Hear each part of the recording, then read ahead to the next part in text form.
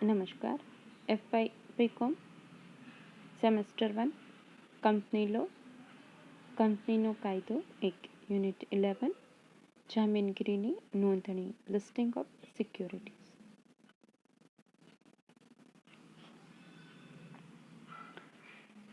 અત્યારે આધુનિક સમયગાળામાં કંપની પ્રકારની જે સંસ્થાઓ છે તો એને વિશાળ પ્રમાણમાં, વિપુલ પ્રમાણમાં મૂડીની આવશ્યકતાઓ રહે છે. તો નાના મોટા જે પણ સ્વરૂપના એકમો છે એ પોતાની જામીનગીરી, સિક્યોરિટીઝ એટલે કે શેર, ડિબેન્ચર, બોન્ડ્સ, અલગ અલગ પ્રકારના શેર, આ બધી સિક્યોરિટીઝ વહેંચીને કંપની છે એ વિપુલ પ્રમાણમાં નાણાંની પોતાની જે જરૂરિયાત છે એ જરૂરિયાત સંતોષતા હોય છે. હવે આવી જામીનગીરીમાં લોકો પોતાના નાણાંનું, પોતે જે સેવિંગ કરેલું હશે એનું રોકાણ કરતા હોય છે અને બદલામાં પોતે વળતર મેળવતા હોય છે. તો લોકો આવી સિક્યોરિટીઝમાં, આવી જામીનગીરીમાં પોતાના નાણાં ક્યારે રોકે કે એમને એના બદલામાં પોતાનું જે નાણાં રોકશે એની વિશ્વસનીયતા હોય કે એના નાણાં બદલ એમને કોઈ છેતરપિંડી નહીં થાય, એમાં એની મૂડીનું જે રોકાણ થયેલું હોય એ યોગ્ય હોય અને એના માટેની એને ખાતરી મળતી હોય. તો કોઈ પણ કંપની છે એ પોતાના વ્યવહાર યોગ્ય રીતે ચલાવે છે, એની બજારની વ્યવસ્થા યોગ્ય છે, એની મૂડીની રોકાણની તરલતા છે, એની શાખપાત્રતા છે, બજાર ક્ષમતા છે, આવી બધી બાબતો જોઈને લોકો પોતાના નાણાં એ કંપનીમાં અલગ અલગ જામીનગીરીના સ્વરૂપમાં રોકતા હોય છે.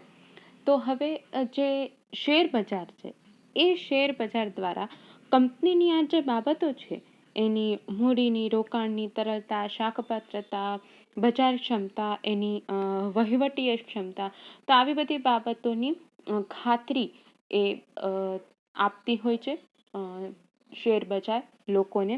તો એના માટે થઈ અને કોઈ પણ કંપનીએ પોતાની જામીનગીરી જ્યારે એ શેર બજારમાં લિસ્ટિંગ કરાવે, એટલે કે શેર બજારમાં પોતાની જામીનગીરી, સિક્યોરિટીઝ, જે પણ પ્રકારની જામીનગીરી છે એની નોંધણી કરાવે ત્યારે એ જાહેર જનતા માટે, એ ખરીદવા માટે ખૂબ જ વિશ્વસનીય બને છે.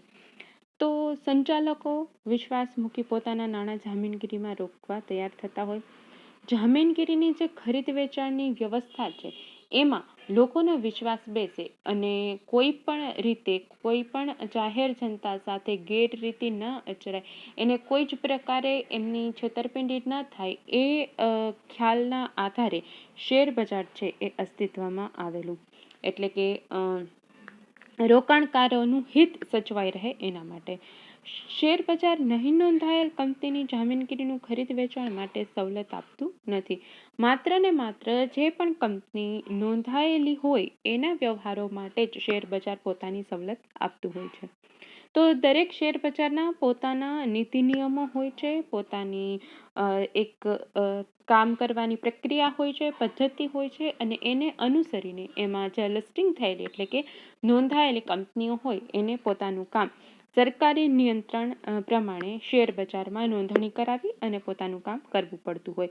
તો નોંધાયેલી જે પણ કોઈ જામીનગીરીના વ્યવહારો શેર બજારમાં ચાલુ રહે અને કંપનીને મૂડીનું રાષ્ટ્રીય અને આંતરરાષ્ટ્રીય બજાર પ્રાપ્ત થાય, રોકાણકારો સરળતાથી એ કંપનીમાં પોતાના નાણાં રોકવા માટે તૈયાર થાય, એના માટે થઈ અને શેર બજારની આવશ્યકતા હોય છે.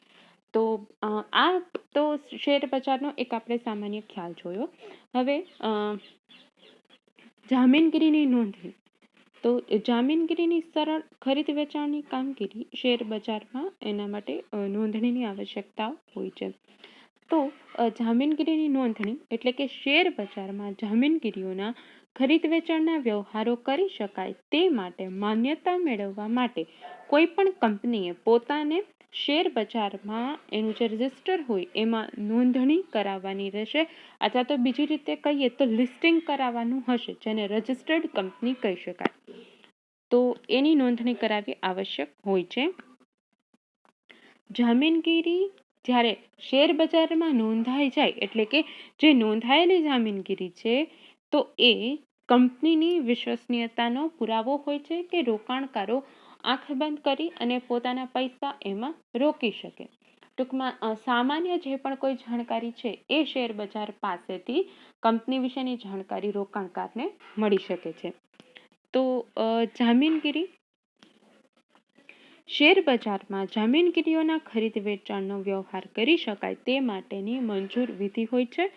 હવે આપણે હમણાં પણ જોયું એ રીતે જામીનગીરીના ખરીદ વેચાણના વ્યવહારો કરવા માટે શેર બજાર હોય છે, પરંતુ જે સિક્યોરિટીઝ કે જે જામીનગીરી શેર બજારમાં નોંધાયેલી ન હોય એ વ્યવહારો કરવા માટે શેર બજાર દ્વારા પરમિશન આપવામાં આવતી નથી. એટલે કે માત્ર શેર બજારમાં નોંધાયેલી જામીનગીરીઓના જ ખરીદ વેચાણના વ્યવહારો થઈ શકે છે. એટલે કે શેર બજારમાં જામીનગીરીની નોંધણીનું મહત્વ ખૂબ જ વધુ છે.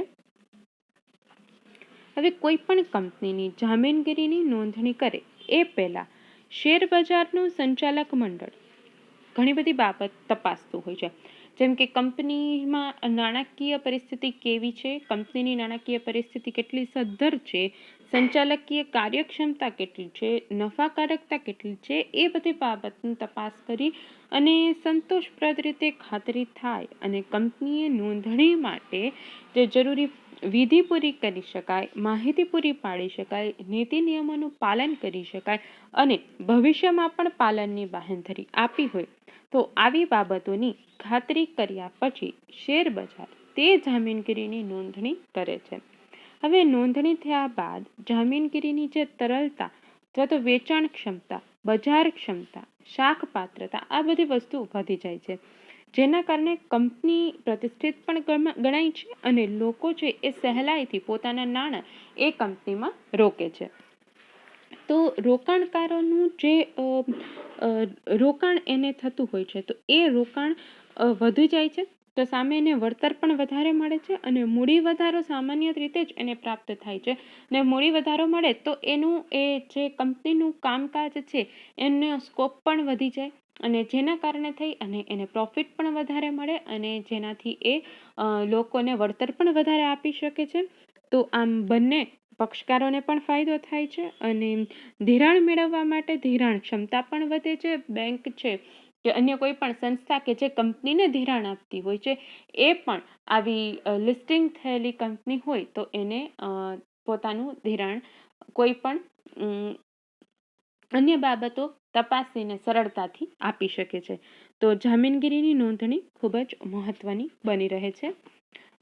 તો હવે નોંધણી એટલે રોકાણકારોની નાણાંની સલામતી માટે અને શેર બજારના સંચાલકોએ જે અમુક નીતિ નિયમો ઘટાડ્યા છે, તો એના અનુરૂપ જામીનગીરીઓ છે, પણ એનો અર્થ એવો કે સંચાલકોએ કંપનીની સદ્ધરતાની ખાતરીનું પ્રમાણપત્ર આપે કે નહીં, જામીનગીરીઓ માટે એવી ભલામણ કરતા નથી, પરંતુ એમને રોકાણકારો છે એને કંપનીની જે સદ્ધરતા છે એની નાણાકીય સદ્ધરતાની અને એની અન્ય માહિતી છે એની સરળતાથી જાણ મળી શકે અને કોઈ પણ ખચકાટ વિના કે કોઈ પણ સંદેહ વિના જે રોકાણકારો છે એ પોતાનું રોકાણ કંપનીમાં કરી શકે. તો કંપની માટે શેર બજારમાં જામીનગીરીની નોંધણી ફરજિયાત નથી, સંપૂર્ણપણે મરજિયાત જ હોય છે અથવા તો સ્વૈચ્છિક હોય છે. પરંતુ જેમ આપણે વાત કરી, વિવિધ હેતુસર જામીનગીરીની નોંધણી કોઈ પણ કંપની માટે લાભદાયી બની શકે તો કંપની જામીનગીરીની નોંધણી કરાવે છે. જો કે કેન્દ્ર સરકારને જે જાહેર હિતની દ્રષ્ટિ જરૂર લાગે તો જાહેર કંપનીને નોંધણીની ફરજ પાડી શકે, બાકી ફરજિયાત નથી હોતું, મરજિયાત સ્વૈચ્છિક હોય છે. અને એ પણ બાબત કે જાહેર કંપનીએ નોંધણીનો ઇનકાર કરવામાં આવે તો એ કેન્દ્ર સરકારને અપીલ કરી શકે છે. કેન્દ્ર સરકાર તેનો યોગ્ય રીતે પરિસ્થિતિનો નિકાલ લાવે. પરંતુ કોઈ પણ કંપની છે એના માટે નોંધણી ફરજિયાત નથી, પરંતુ એ જો શેર બજારમાં પોતાની નોંધણી કરાવે તો એ એના માટે પણ લાભદાયી છે, રોકાણકારો માટે પણ લાભદાયી છે અને કંપનીની જે સદ્ધરતા છે એમાં પણ વધારો થતો જોવા મળે છે. એટલે જામીનગીરીની નોંધણી છે એ ખૂબ જ અગત્યની છે. તો હવે જામીનગીરીની નોંધણી, અરજી અને એના માટે કયા કયા જરૂરી દસ્તાવેજો આવશ્યક છે, તો એના વિશે હવે પછી આપણે ચર્ચા કરીશું. Thank you.